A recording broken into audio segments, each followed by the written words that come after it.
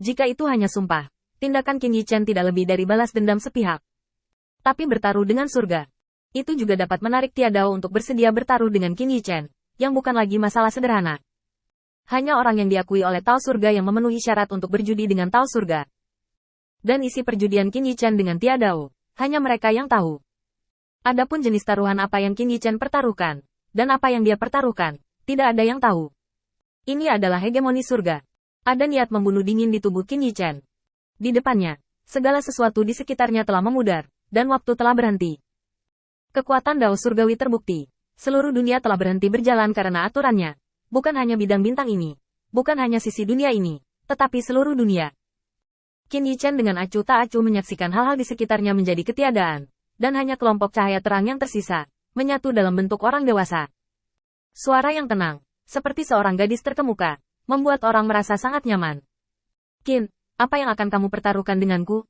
Qin Yichen setenang biasanya. Dan semua amarahnya menghilang.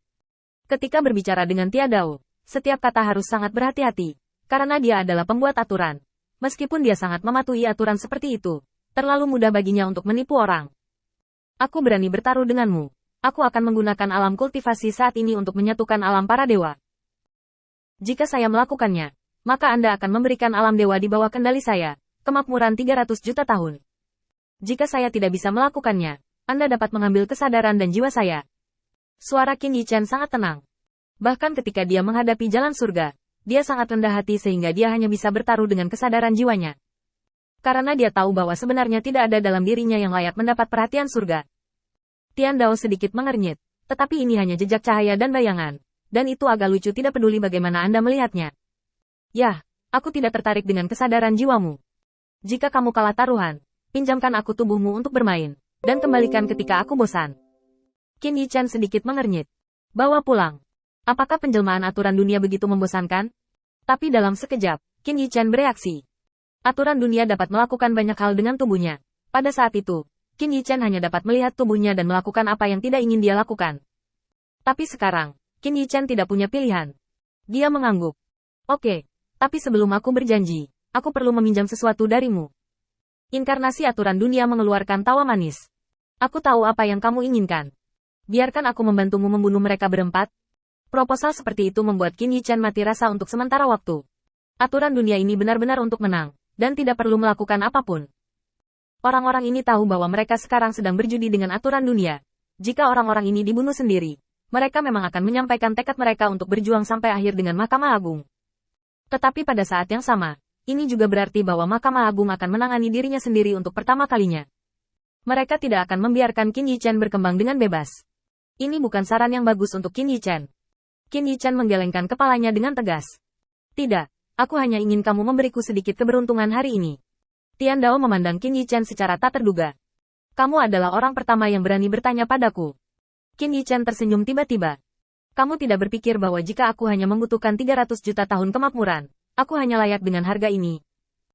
Tiandao tiba-tiba tertawa, dan tawa hangat itu berubah dari suara wanita menjadi suara pria yang kuat, dan kemudian menjadi netral. Begitu banyak perubahan tersembunyi dalam sepotong tawa, yang menyatu dengan sempurna, membuat punggungnya mati rasa.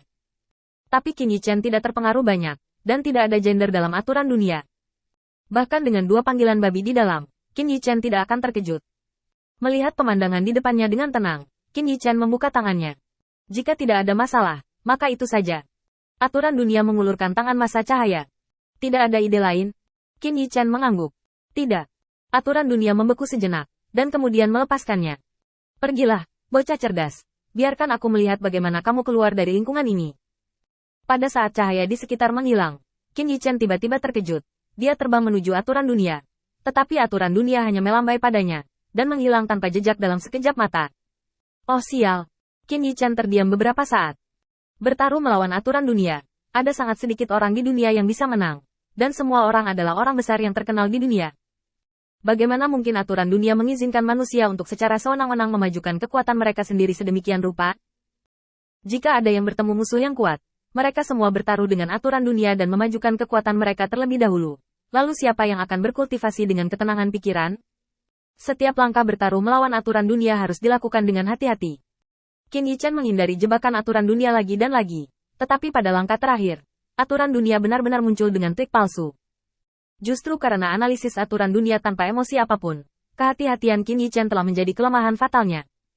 Jika bukan karena kalimat, apakah ada hal lain yang ditanyakan oleh aturan dunia? Qin Yichen yakin dia akan berpikir 2 kali sebelum menjawab. Namun, pada saat itu, Qin Yichen terombang-ambing oleh pemikirannya sendiri, menolak proposal aturan dunia, dan hanya mengucapkan kata-kata kunci dan akurat sesuai dengan persyaratan dan idenya sendiri. Ini adalah rencana Qin Yichen, tetapi pada saat ini, Qin Yichen dikendalikan oleh aturan dunia, dan dia mengabaikan salah satu poin paling penting. Artinya, dalam proses ini, aturan dunia tidak bisa ikut campur.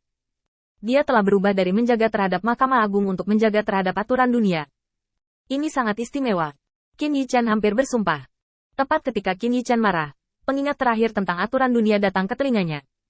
Jangan khawatir, nilaimu jelas bukan hanya kemakmuran 300 juta tahun di alam abadi, tetapi juga hari keberuntungan yang dipaksakan.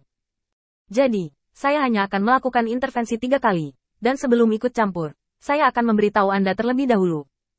Jangan khawatir, di bawah aturan dunia, kamu dan aku sama. Qin Yichen hanya menghela nafas lega. Sebelum dia bisa berpikir lagi, suara aturan dunia terdengar di telinganya. Aku telah membiarkan salah satu dari 4 orang ini mempelajari metode penjara gelap. Kamu harus keluar sesegera mungkin. Jika tidak ada yang campur tangan, kuil penguasa cahaya hanya dapat mendukungnya sampai malam. Malam. Qin Yichen menoleh tiba-tiba dan melihat bahwa langit sudah redup. Sekarang masih siang. Bagaimana bisa dilakukan dalam sekejap mata?